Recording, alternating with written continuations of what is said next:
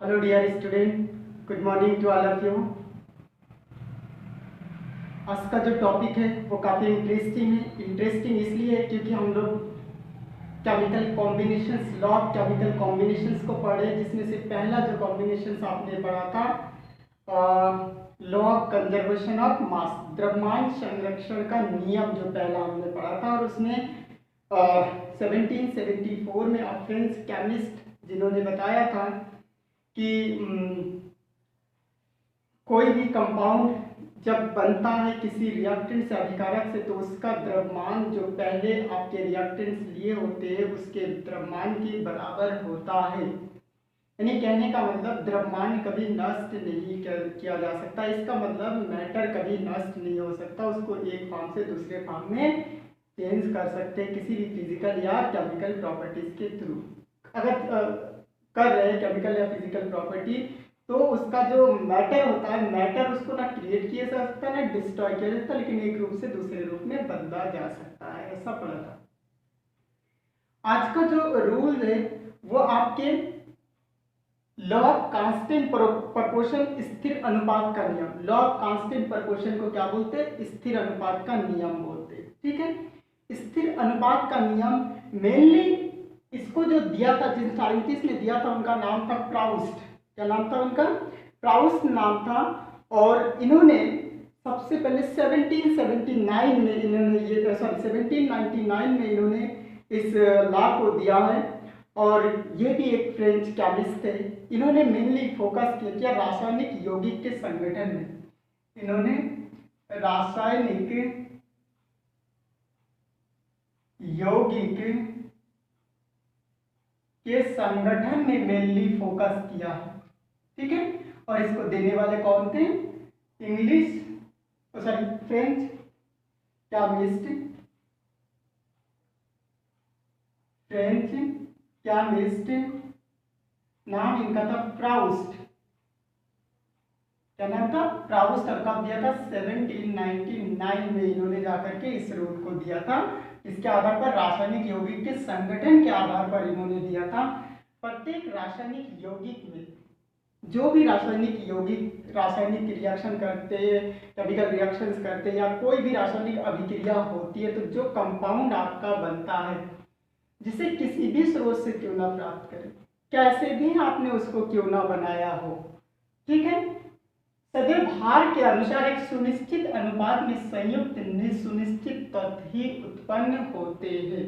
कहने का मतलब, अगर किसी कंपाउंड को आपने बनाया किसी केमिकल रिएक्शंस के थ्रू, या कैसे भी आपने बनाया, किसी तरीके से क्यों ना बनाया, उसमें उपस्थित जो तत्व होते भार के अनुसार उसका अनुपात हमेशा से फिक्स्ड होता है। अनुपात हमेशा से फिक्स्ड होने का मतलब, अब जैसे मैं आपसे एक वर्ड कह रहा हूं कि वाटर, अगर हम प्योर वाटर के बारे में डिस्कशन करते हैं तो हमारे दिमाग में एक चीज आ जाता है कि उसका फार्मूला होता है H2O।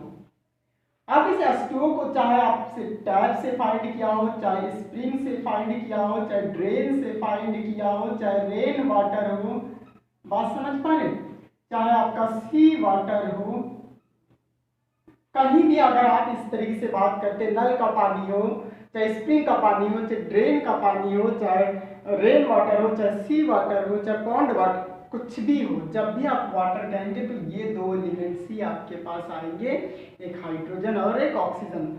और इसमें इसका जो कंबाइनिंग रेशियो होगा, बात समझ पा रहे, इसका जो कंबाइनिंग रेशियो होगा वो हमेशा 1:8 के अनुपात में ही होगा। कैसे?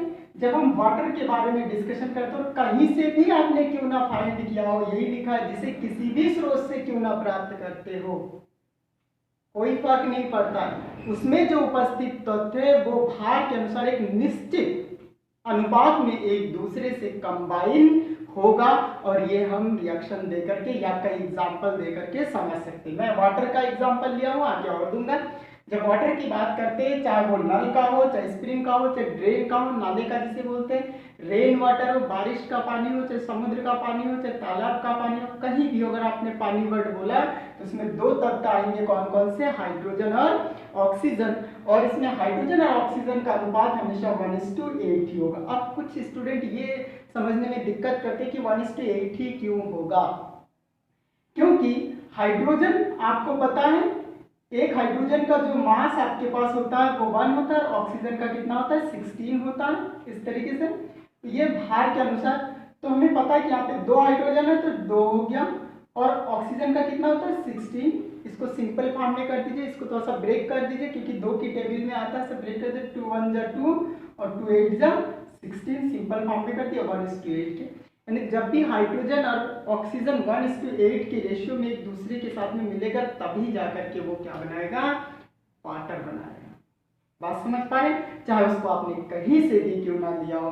तो है इंटरेस्टिंग, काफी इंटरेस्टिंग है, ये चीज हमेशा हमारा फिक्स रहेगा। तो इस पे अगर न्यूमेरिकल आता है कभी तो हम लोग इसको सॉल्व कर सकते हैं, जान सकते हैं कैसे।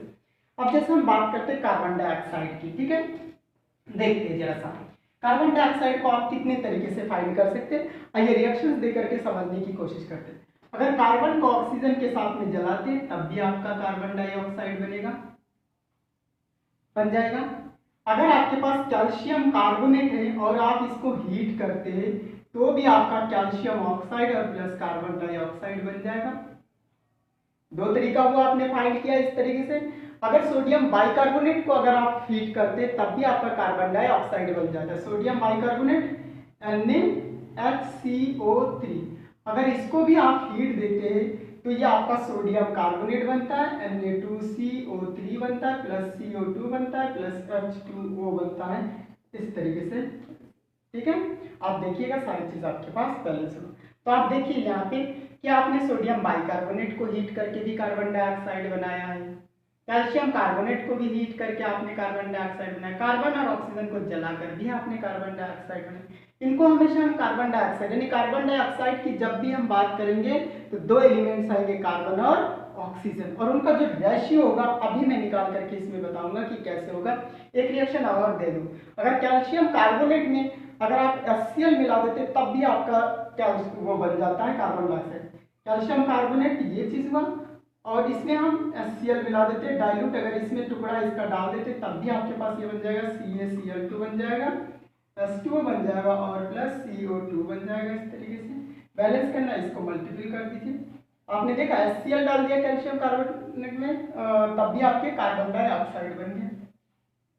अब कार्बन और ऑक्सीजन का जो रेशियो अनुपात है, आपने बोला कि एक सुनिश्चित अनुपात में वो एक दूसरे के साथ में मिलते, तो इसमें क्या अनुपात है ये देखने की कोशिश करते हैं। तो हमें पता है कि कार्बन जिसका भार यहाँ पे हम मान लेते हैं 12, मान लेते क्या है इसका भार 12 है, ऑक्सीजन का कितना होता है 16 होता है, ये बात तो पता है। तो हमें यहाँ पे एक कार्बन है तो कार्बन डाइऑक्साइड, इसमें एक कार्बन है तो इसके लिए 12 लिखते हैं, इस टू रेशियो कितना हो जाएगा 16 32 हो जाएगा, नहीं 12 रेशियो 32 हो गया। इसको सिंपल फ्रैक्शन में कर दीजिए, 4 की टेबल में आता है, 4 के 12 4 8 32, 4 3 12 और 4 8 32 हो गया, यानी 3:8। और इसको सिंपल फॉर्म में नहीं कर सकते। इसका मतलब जब भी कार्बन डाइऑक्साइड को आप प्राप्त करते हैं किसी भी सोर्स से क्यों ना फाइंड आउट करते हैं, किसी भी सोर्स से बनाइए, चाहे कार्बन को ऑक्सीजन के साथ जला करके बनाइए, चाहे कैल्शियम कार्बोनेट को हीट करके बनाइए, चाहे सोडियम बाइकार्बोनेट को हीट करके बनाइए, चाहे कैल्शियम कार्बोनेट को आप डाइल्यूट HCl में डाल दीजिए और फिर आप कार्बन डाइऑक्साइड फाइंड करिए, हमेशा कार्बन और हाइड्रोजन, कार्बन और ऑक्सीजन का जो रेशियो होगा, जो अनुपात होगा वो 3:8 होगा। ये चीज बिल्कुल फिक्स है। और इस बात को कहने वाले कौन थे, प्राउस थे, ये फ्रेंच के केमिस्ट थे प्राउस, इन्होंने इस सन में इस चीज को कहा है। तो कभी ऑप्शनल क्वेश्चन, कभी किसी एंट्रेंस एग्जाम में ये चीज आ सकता है, ये चीज पूछा जाता है, ठीक है।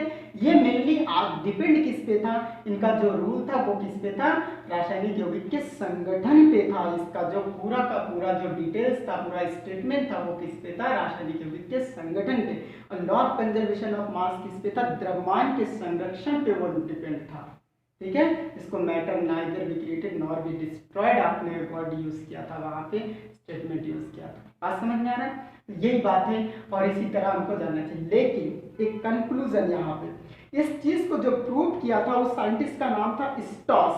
क्या नाम था, एक साइंटिस्ट था जिनका नाम था स्टॉस, और इनको इन्होंने सबसे पहले प्रूव करके दिखाया। पहले इन्होंने ये रूल दिया लेकिन इस चीज को स्टार्स ने प्रूव करके दिखाया, कार्बन डाइऑक्साइड को विभिन्न सोर्स से प्राप्त करके। तो कभी कभी आता है कि इसको प्रूव किसने किया, तो इसको प्रूव स्टार्स ने किया। लेकिन एक साइंटिस्ट थे जिनका नाम था सोडी, एक इंग्लिश साइंटिस्ट थे, इन्होंने जैसे आइसोटोप्स की डिस्कवरी की, इधर लिखता हूं, एक नाम था सोडी, ठीक है, ये एक इंग्लिश साइंटिस्ट थे, इन्होंने आइसोटोप्स की डिस्कवरी की।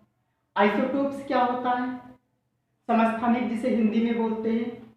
आइसोटोप्स का मतलब होता है वो elements, same elements having different atomic mass but same atomic number.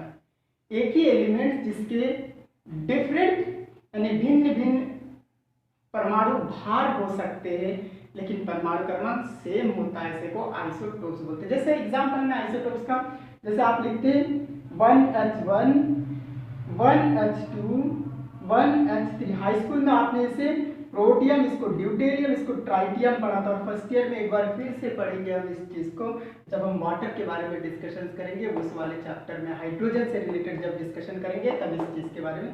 तो ये वो आइसोटोप्स, एक ही एलिमेंट्स आपको दिख रहा है, इसका परमाणु क्रमांक जो है वो बिल्कुल सेम है, लेकिन जो परमाणु भार है वो भिन्न भिन्न है, ऐसे को क्या बोलते हैं, आइसोटोप्स। और जब आइसोटोप्स की डिस्कवरी हुई तो इनकी जो डेफिनेशन है इसमें कुछ इम्प्रूव करने की जरूरत थी, कुछ मॉडिफाई करने की जरूरत थी। मॉडिफाई करने की क्यों जरूरत थी, ये बात समझिए। अगर मान लेते हैं इस तरीके से लगभग इस समय सभी एलिमेंट्स का आइसोटोप्स पता है, मालूम है, ठीक है। स्टार्स ने जो कार्बन डाइऑक्साइड लेकर के प्रूव किया था, इसी पे इन्होंने डिस्कशन किया और ये चीज कहा है कि अगर आइसोटोप्स हर एलिमेंट्स का है, कार्बन का भी आइसोटोप्स है, कार्बन 12 है, कार्बन 13 है और कार्बन 14, ये इसके आइसोटोप्स पाए जाते हैं। यानी विभिन्न रूपों में आप इसको देख रहे हैं, विभिन्न इसके रूप जब आप देख रहे हैं तो सोचिए कि अगर ये कार्बन जब आपका कंबाइन करेगा 12 वाला तो कार्बन डाइऑक्साइड बनाएगा, ये जब कंबाइन करेगा 13 वाला तब भी कार्बन डाइऑक्साइड बनाएगा, जब ये कार्बन ऑक्सीजन के साथ में कंबाइन करेगा तब भी कार्बन डाइऑक्साइड ही होगा। लेकिन एलिमेंट्स चाहे इसका भार बदल गया हो लेकिन कार्बन डाइऑक्साइड ही रहेगा। लेकिन अब जो ये अनुपात वाला रूल दिया था ये थोड़ा सा वेरी कर जाता है, बदल जाता है। कैसे बदल जाता है, क्योंकि यहाँ पे जो रेशियो होगा इसका अभी हम लोगों ने निकाला था 3:8 का रेशियो, 3:8 का अनुपात इसमें होगा कार्बन और ऑक्सीजन का। इसमें कितना होगा, इस कार्बन को भार तो 13 है और इसका कितना हो जाएगा आपका 16 टू जब 32 हो जाएगा, 16 दूना 32। इसको हमें लगता नहीं है कि कोई टेबल ऐसा होता होगा जिसमें 13 और 32 दोनों आ जाते होंगे, होता नहीं होगा, तो इसको ऐसे ही लेंगे। तो देखिए रेशियो बदल गया, इसमें आइए तो इसमें 14:2, इसका कितना हो जाएगा 16 टू 32 हो जाएगा। इसको जरा सा डिवाइड कर दीजिए, 7 × 16 कर सकते हैं, 2 से डिवाइड किया हो गया इस तरह से। तो यहाँ पे रेशियो क्या है, जब कार्बन का 12 आइसोटोप्स ऑक्सीजन के साथ में कंबाइन करेगा तो वो हमेशा 3:8 के रेशियो में होगा। जब कार्बन 13 आइसोटोप्स ऑक्सीजन के साथ में 2 ऑक्सीजन एटम के साथ में कंबाइन करके कार्बन डाइऑक्साइड बनाएगा तो उसका रेशियो कितना होगा 13:32, 13:32। और जब कार्बन 14 आइसोटोप्स ऑक्सीजन के साथ में कंबाइन करेगा तो हमेशा किस रेशियो में होगा 7:16, या इसको भी आप बोल सकते हैं।